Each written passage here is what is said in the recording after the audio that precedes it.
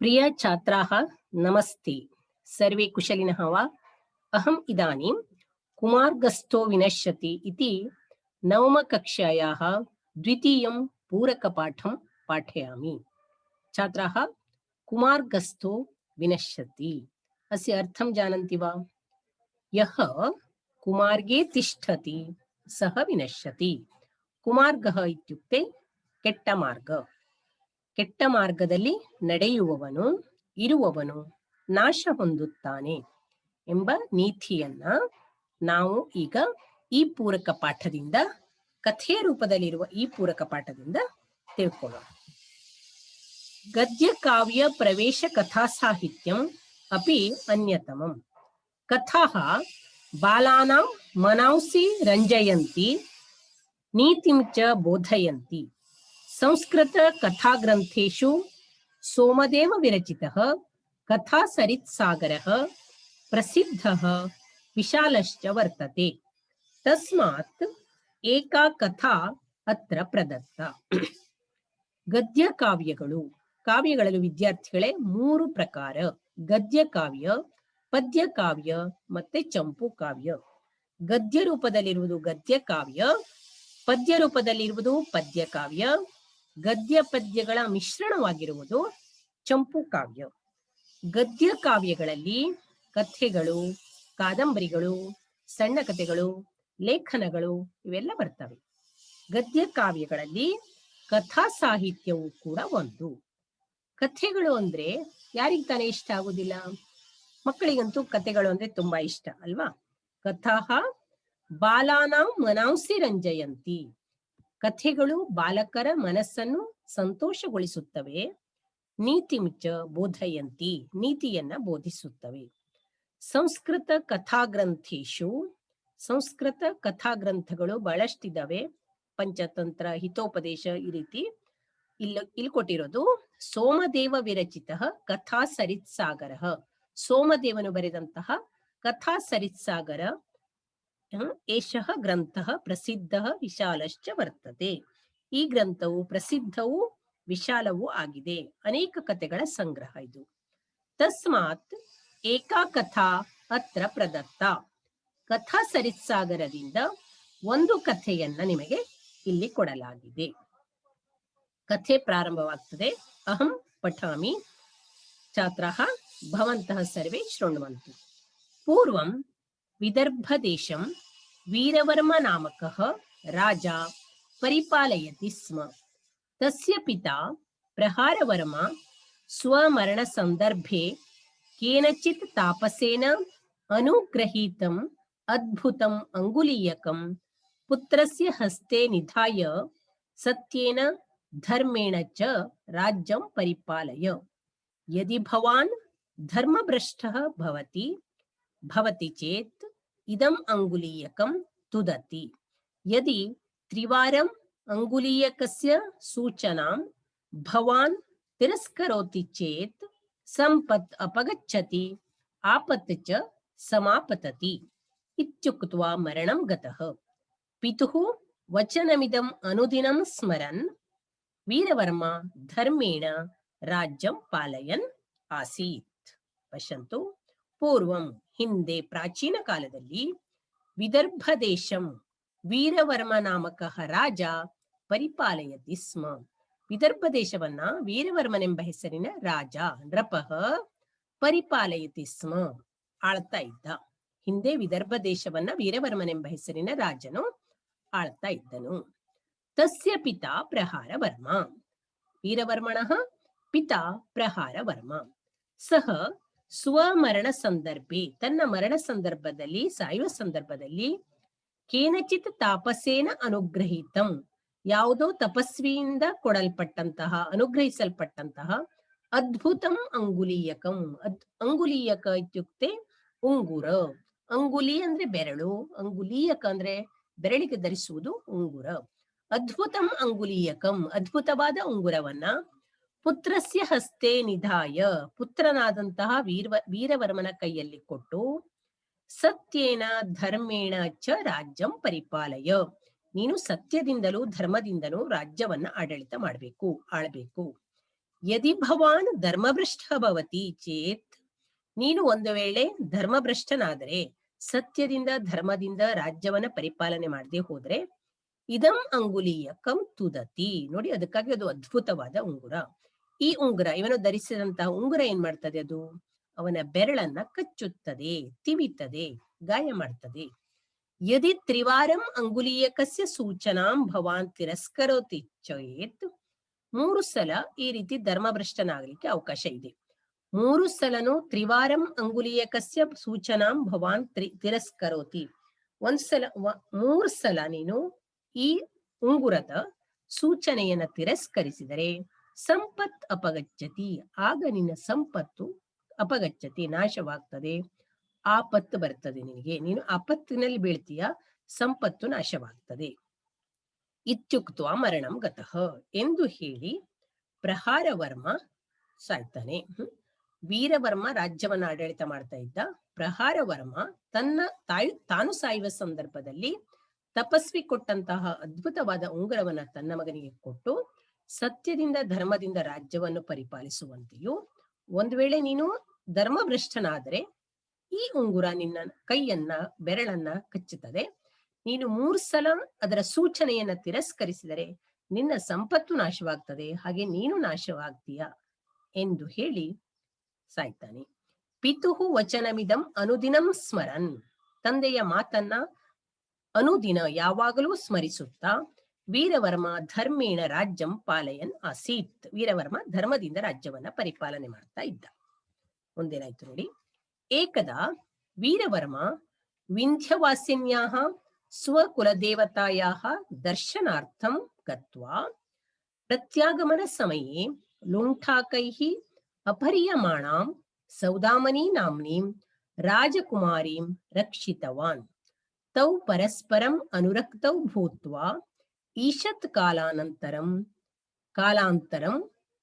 ಕಾಲಾನಂತರಂ ಸ್ವದೇಶಂ ಪ್ರತಿನಿವೃತ್ತೌ. ಗಚ್ಚತಾ ಕಾಲೇನ ದುರ್ಜಯ ನಾಮಕಃ ಅಧರ್ಮ ಮಾರ್ಗಾನುಸಾರಿ ಕಶ್ಚನ ಬಂಧುಃ ವೀರವರ್ಮಣಃ ಪ್ರಾಸಾದಂ ಆಗತಃ. ಸಹ ಸ್ವಮಧುರವಚನೈಃ ವೀರವರ್ಮಣಃ ಚಿತ್ತಂ ವಶೀಕೃತ್ಯ ಮದ್ಯಪಾನ ಮೃಗಯಾ ಹಿಂಸಾದಿ ದುಷ್ಕರ್ಮಾಣಿ ತಂ ಪ್ರೇರಿತವಾನ್. ದುರ್ಜಯಸ್ಯ ದುರ್ವಚನೇನ ಪರಿವರ್ತಿತಃ ವೀರವರ್ಮ ಜ್ಯೇಷ್ಠಾನಾಂ ಹಿತವಚನಾನಿ ತಿರಸ್ಕೃತ್ಯ ಸ್ವಚ್ಛಂದತೆಯ ದುಷ್ಕರ್ಮಣಿ ಪ್ರವೃತ್ತಃ. ತದಾ ಅಂಗುಲೀಯಕಸ್ಯ ಸೂಚನಾಂ ತಿರಸ್ಕೃತವಾನ್. ನೋಡಿ, ಕಥೆ ಮುಂದುವರಿತದೆ. ಒಮ್ಮೆ ಏಕದಾ ವೀರವರ್ಮ ವಿಂಧ್ಯವಾಸಿನ್ಯಾಹ ಸ್ವಕುಲದೇವತೆಯ, ನೋಡಿ ಪ್ರತಿಯೊಬ್ಬರಿಗೂ ಒಂದೊಂದು ಕುಲದೇವತೆ, ಆ ಕುಲದ ದೇವರೇ ಇರ್ತಾರೆ. ಹಾಗೆ ವೀರವರ್ಮನ ಕುಲದೇವತೆ ವಿಂಧ್ಯವಾಸಿನಿಯಲ್ಲಿ, ಅಂದ್ರೆ ವಿಂಧ್ಯ ಪರ್ವತದಲ್ಲಿ ವಾಸವಾಗಿದ್ಲು. ಅಲ್ಲಿಯ ದೇವಾಲಯಕ್ಕೆ ಕುಲದೇವತೆಯ ದರ್ಶನಕ್ಕಾಗಿ ಹೋಗಿ ಪ್ರತ್ಯಾಗಮನ ಸಮಯ, ವಾಪಸ್ ಬರುತ್ತಿರುವ ಸಂದರ್ಭದಲ್ಲಿ ಲುಂಠಾಕೈಹಿ ಅಪರಿಯಮಾಣಾಂ, ದರೋಡೆಕೋರ್, ಲುಂಠಾಕ ಇತ್ಯುಕ್ತೆ ದರೋಡೆಕೋರ, ಅವರಿಂದ ಅಪಹರಿಸಲ್ಪಟ್ಟಂತಹ ಸೌದಾಮನಿ ನಾಮ್ನೀಂ, ಸೌದಾಮನಿ ಎಂಬ ಹೆಸರಿನ ರಾಜಕುಮಾರೀಂ ರಕ್ಷಿತವಾನ್, ರಾಜಕುಮಾರಿಯನ್ನು ಈ ವೀರವರ್ಮನೆಂಬ ರಾಜ ರಕ್ಷಣೆ ಮಾಡ್ತಾನೆ. ಕುಲದೇವತೆಯ ದರ್ಶನಕ್ಕೆ ಹೋಗಿ ವಾಪಸ್ ಬರುತ್ತಿರುವ ಸಂದರ್ಭದಲ್ಲಿ ದರೋಡೆಕೋರರಿಂದ ಅಪಹರಿಸಲ್ಪಟ್ಟಂತಹ ಸೌದಾಮನಿ ಎಂಬ ರಾಜಕುಮಾರಿಯನ್ನ ವೀರವರ್ಮ ರಕ್ಷಿಸ್ತಾನೆ. ತೌ ಪರಸ್ಪರಂ ಅನುರಕ್ತೌ ಭೂತ್ವ, ಆಗ ಅವಳ ರಕ್ಷಣೆ ಮಾಡಿದ ಸಂದರ್ಭದಲ್ಲಿ ಅವರಿಬ್ಬರು ಅನುರಕ್ತರಾಗಿ, ಅವರಿಬ್ಬರಲ್ಲಿ ಪ್ರೀತಿ ಉಂಟಾಗಿ, ಈಶತ್ ಕಾಲಾನಂತರಂ, ಈಶತ್ ಇತ್ಯುಕ್ತೆ ಸ್ವಲ್ಪ ಕಾಲದ ನಂತರ, ಸ್ವದೇಶಂ ಪ್ರತಿನಿವೃತ್ತೌ, ಅವರಿಬ್ರು ತಮ್ಮ ತಮ್ಮ ದೇಶಗಳಿಗೆ ವಾಪಸ್ ಹೋದ್ರು. ಗಚ್ಚತಾ ಕಾಲೇನ, ಇದೇ ರೀತಿ ಸಮಯ ಕಳೆಯುತ್ತಿರುವ ಸಂದರ್ಭದಲ್ಲಿ ದುರ್ಜಯ ನಾಮಕಃ ಅಧರ್ಮ ಮಾರ್ಗಾನುಸಾರಿ, ದುರ್ಜಯನೆಂಬ ಹೆಸರಿನ ಅಧರ್ಮ ಮಾರ್ಗದಲ್ಲಿ ನಡೆಯುವಂತಹ, ಹೆಸರೇ ಸೂಚಿಸ್ತದೆ ನೋಡಿ, ದುರ್ ಅಂದ್ರೆ ಕೆಟ್ಟದ್ದು. ದುರ್ಜಯನೆಂಬ ಹೆಸರಿನ ಅಧರ್ಮದಲ್ಲಿ ನಡೆಯುತ್ತಿರುವಂತಹ ಕಶ್ಚನ ಬಂಧು, ಈ ವೀರವರ್ಮ ರಾಜನ ಬಂಧು, ವೀರವರ್ಮಣಃ ಪ್ರಾಸಾದಂ ಆಗತಃ, ಪ್ರಾಸಾದಂ ಇತ್ಯುಕ್ತೆ ಅರಮನೆ, ವೀರವರ್ಮನ ಅರಮನೆಗೆ ಬರ್ತಾನೆ. ಸಹ ಸ್ವಮಧುರ ವಚನೈಹಿ ವೀರವರ್ಮಣ ಚಿತ್ತಂ ವಶೀಕೃತ್ಯ, ಅವನು ಮೃದು ಮಧುರವಾಗಿ ಮಾತನಾಡ್ತಾ ಇದ್ದ. ಯಾಕೆಂದ್ರೆ ಕೆಟ್ಟದ್ದಕ್ಕೆ ಯಾವಾಗ್ಲೂ ಆಕರ್ಷಣೆ ಜಾಸ್ತಿ, ಹೌದಲ್ವಾ? ತನ್ನ ಮಧುರವಾದ ಮಾತುಗಳಿಂದ ವೀರವರ್ಮನ ಮನಸ್ಸನ್ನ ತನ್ನ ವಶ ಮಾಡಿಕೊಂಡು, ತಾನು ಹೇಳ್ದಂಗೆ ಕೇಳುವ ಹಾಗೆ ಮಾಡಿಕೊಂಡು, ಮದ್ಯಪಾನ ಅಂದ್ರೆ ಗೊತ್ತಿದೆಯಲ್ಲ, ಸಾರಾಯಿ, ಹೆಂಡ, ಮೃಗಯ ಅಂದ್ರೆ ಬೇಟೆ ಮುಂತಾದ ಹಿಂಸೆಯ ಕೆಲಸಗಳಲ್ಲಿ, ಕೆಟ್ಟ ಕೆಲಸಗಳಲ್ಲಿ, ಮದ್ಯಪಾನ, ಬೇಟೆ, ಹಿಂಸೆ ಉಂಟು ಮಾಡುವಂತಹ ಕೆಟ್ಟ ಕೆಲಸಗಳಲ್ಲಿ ತಂ ಪ್ರೇರಿತವಾನ್, ಅವನನ್ನು ಪ್ರೇರೇಪಣೆಗೊಳಿಸ್ತಾನೆ. ಆ ರಾಜನಾದಂತಹ ವೀರವರ್ಮ ಈ ರೀತಿಯ ಕೆಟ್ಟ ಕೆಲಸಗಳನ್ನು ಮಾಡುವಂತೆ ಮಾಡ್ತಾನೆ. ಯಾರು? ದುರ್ಜಯ. ದುರ್ಜಯಸ್ಯ ದುರ್ವಚನೇನ ಪರಿವರ್ತಿತ ವೀರವರ್ಮ. ಈಗ ದುರ್ಜಯನ ಕೆಟ್ಟ ಮಾತುಗಳಿಂದ ಪರಿವರ್ತಿತನಾದಂತಹ ವೀರವರ್ಮನು ಜ್ಯೇಷ್ಠಾನಾಂ ಹಿತವಚನಾನಿ ತಿರಸ್ಕೃತ್ಯ, ತನ್ನ ಹಿರಿಯರು, ತನ್ನ ತಂದೆ ಹೇಳಿದಂತಹ ಹಿತವಾದ ಮಾತುಗಳನ್ನು ತಿರಸ್ಕರಿಸಿ ಸ್ವಚ್ಛಂದವಾಗಿ ಕೆಟ್ಟ ಕೆಲಸಗಳನ್ನ ಮಾಡ್ಲಿಕ್ಕೆ ಪ್ರಾರಂಭ ಮಾಡ್ದ.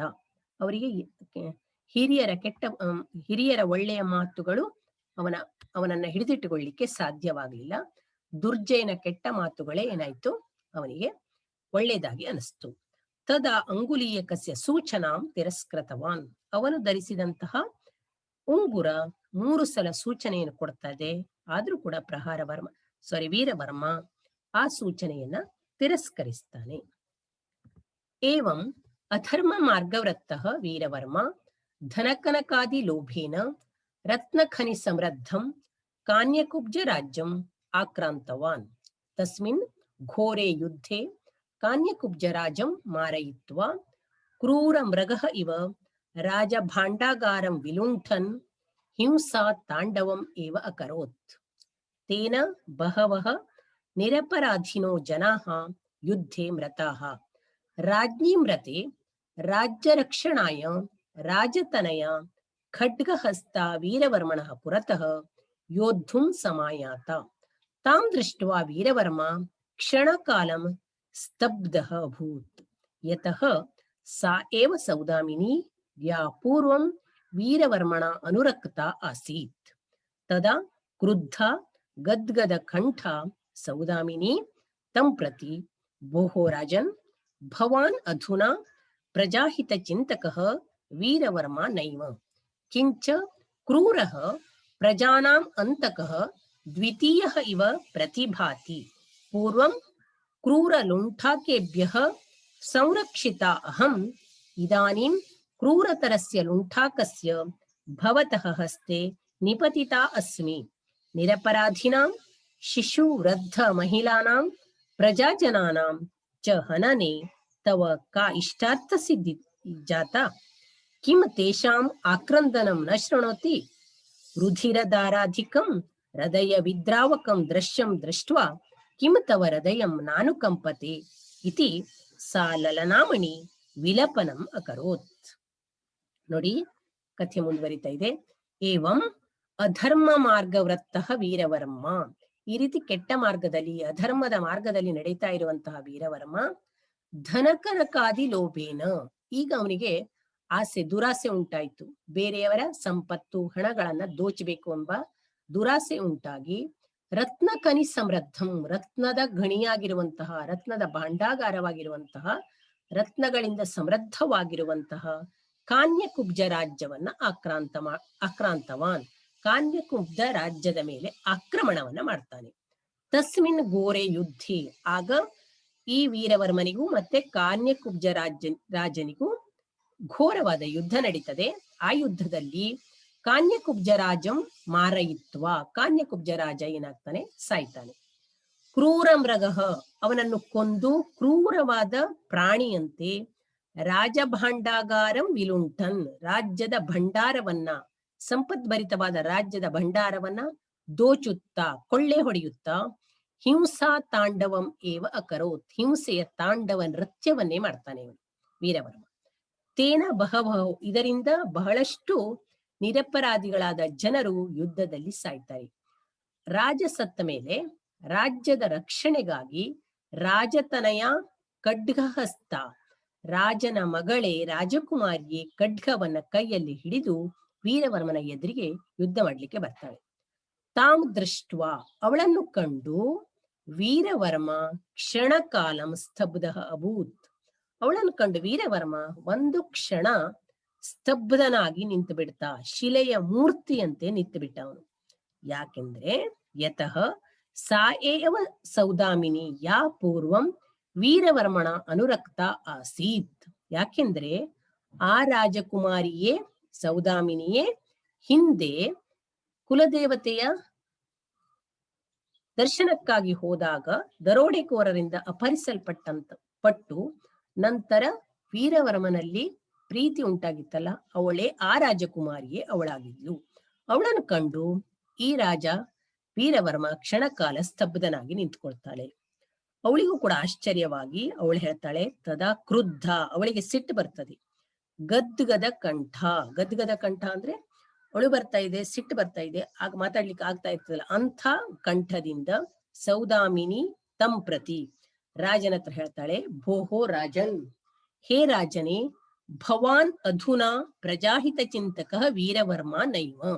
ಈಗ ನೀನು ಪ್ರಜೆಗಳ ಹಿತವನ್ನು ಚಿಂತಿಸುವಂತಹ, ಪ್ರಜೆಗಳ ಹಿತದಲ್ಲಿ ನಿರತರಾಗಿರುವಂತಹ ವೀರವರ್ಮ ಅಲ್ಲ. ಯಾಕೆಂದ್ರೆ ಆಗ ಹಿಂದೆ ಏನಾಗಿದ್ದೆ, ನೀನು ಪ್ರಜಾಹಿತ ಚಿಂತಕನಾಗಿದ್ದೆ. ಅದು ಅಲ್ಲದೆ ಕ್ರೂರಃ ಪ್ರಜಾನಾಂ ಅಂತಕಃ ದ್ವಿತೀಯ ಇವ ಪ್ರತಿಭಾತಿ. ನೀನು ಅಂತಕ ಅಂದ್ರೆ ಯಮ, ಪ್ರಜೆಗಳನ್ನ ಕೊಲ್ಲುವಂತಹ ಕ್ರೂರನಾಗಿರುವಂತಹ ಎರಡನೇ ಯಮನಂತೆ ಕಾಣ್ತಾ ಇದೆ. ಯಮ ನಮ್ಮ ಜೀವಗಳನ್ನ ತೆಗೆದುಕೊಂಡು ಹೋಗುವ, ಈಗ ಯಮನ ರೂಪದಲ್ಲಿ ಬಂದು ವೀರವರ್ಮ ಪ್ರಜೆಗಳ ಪ್ರಾಣವನ್ನ ತೆಗಿತಾ ಇದ್ದಾನೆ. ಅದಕ್ಕಾಗಿ ನೀನು ಎರಡನೇ ಯಮನಂತೆ ನನಗೆ ಕಾಣ್ತಾ ಇದ್ದೀಯಾ.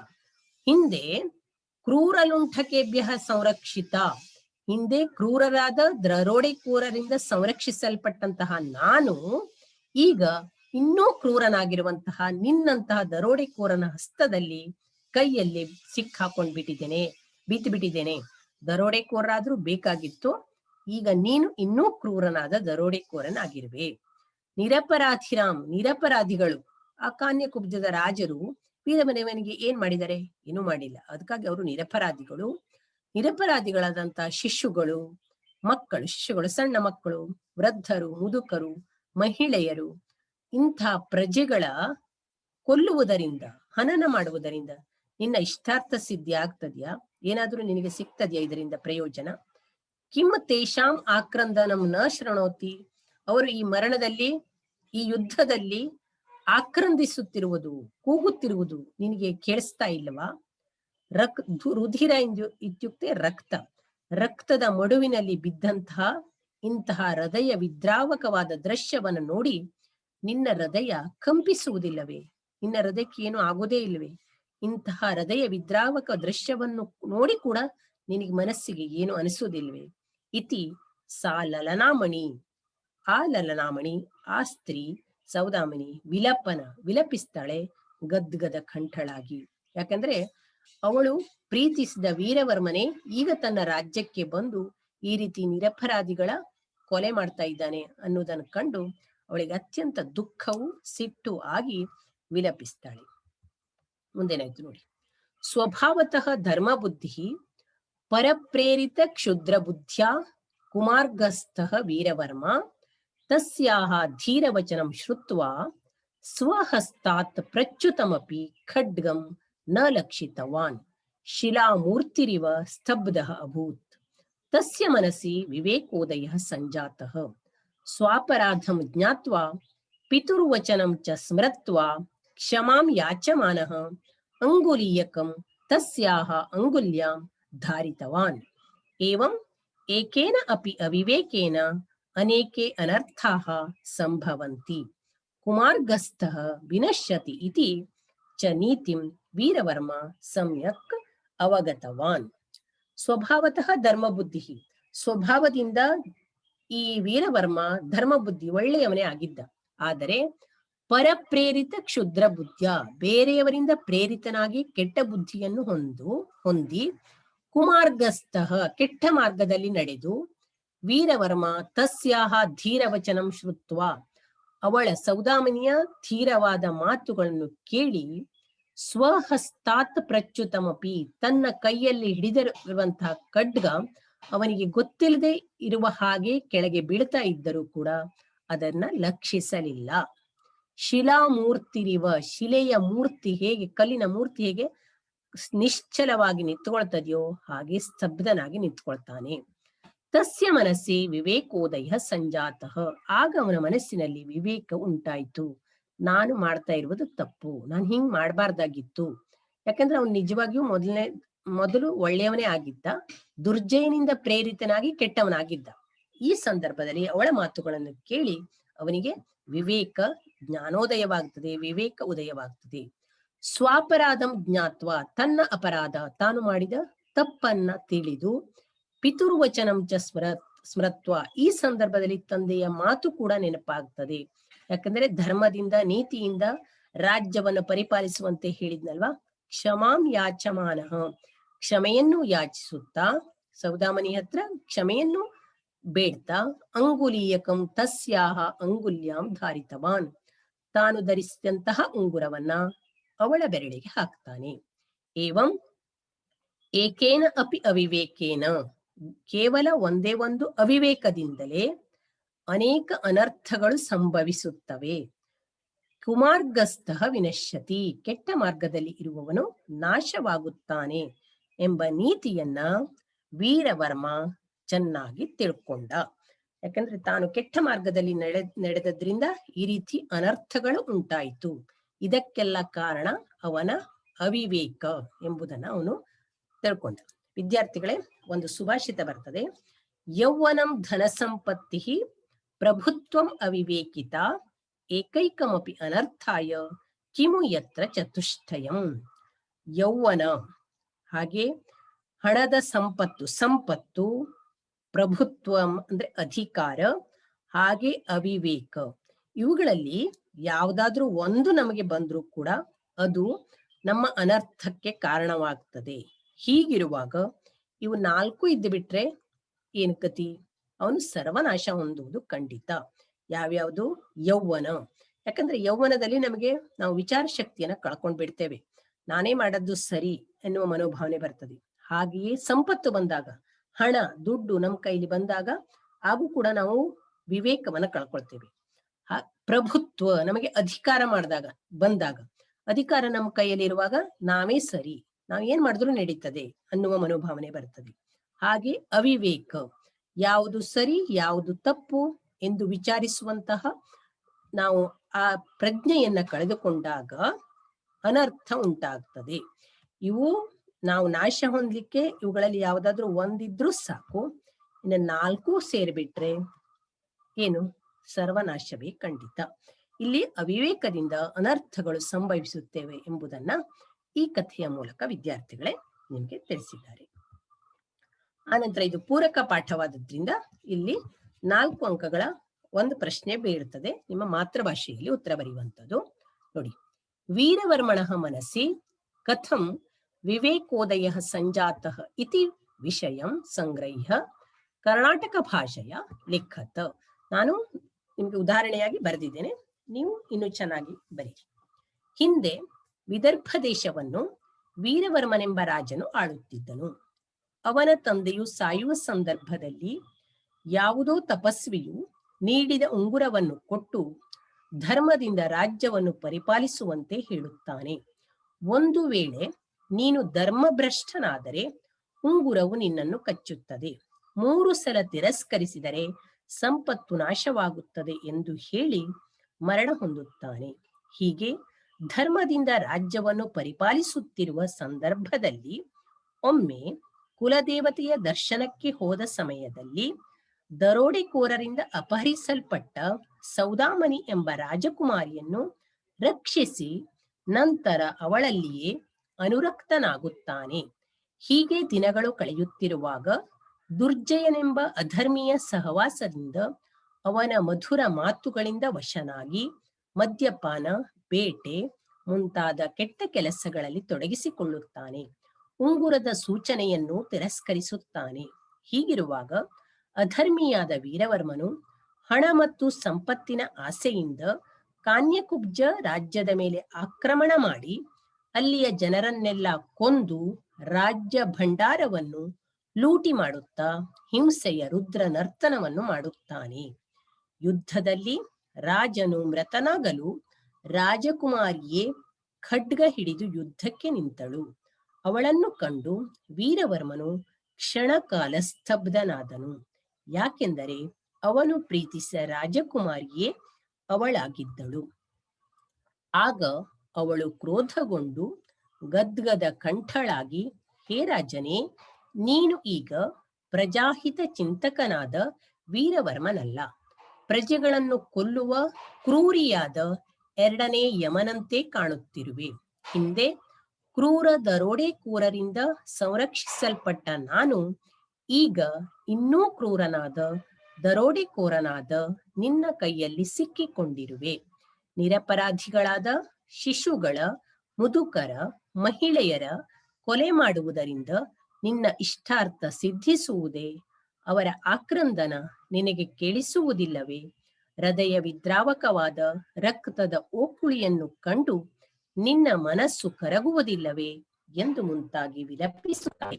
ಸ್ವಭಾವತಃ ಧರ್ಮಬುದ್ಧಿಯವನಾದ, ಬೇರೆಯವರಿಂದ ಕೆಟ್ಟ ಮಾರ್ಗ ಹಿಡಿದ ವೀರವರ್ಮನಿಗೆ ಅವಳ ಧೀರ ಮಾತುಗಳನ್ನು ಕೇಳಿ ವಿವೇಕೋದಯ ಉಂಟಾಯಿತು, ವಿವೇಕದ ಉದಯವಾಯಿತು. ಇಲ್ಲಿಗೆ ವಿದ್ಯಾರ್ಥಿಗಳೇ, ಕುಮಾರ್ಗಸ್ಥೋ ವಿನಶ್ಯತಿ ಎಂಬ ಪಾಠ, ಹಾಗೆಯೇ ಆ ಪಾಠದ ತುದಿಯಲ್ಲಿರುವ ಒಂದು ಪ್ರಶ್ನೆಗೆ ಉತ್ತರವನ್ನು ಕೂಡ ನಾವು ನೋಡಿದ್ದೇವೆ. ಇಲ್ಲಿಗೆ ಈ ಪಾಠವನ್ನು ನಾನು ಮುಗಿಸ್ತಾ ಇದ್ದೇನೆ. ಇನ್ನೊಂದು ಪಾಠದೊಂದಿಗೆ ನಾನು ಮತ್ತೆ ಭೇಟಿಯಾಗ್ತೇನೆ. ವಿದ್ಯಾರ್ಥಿಗಳೇ, ಧನ್ಯವಾದಗಳು.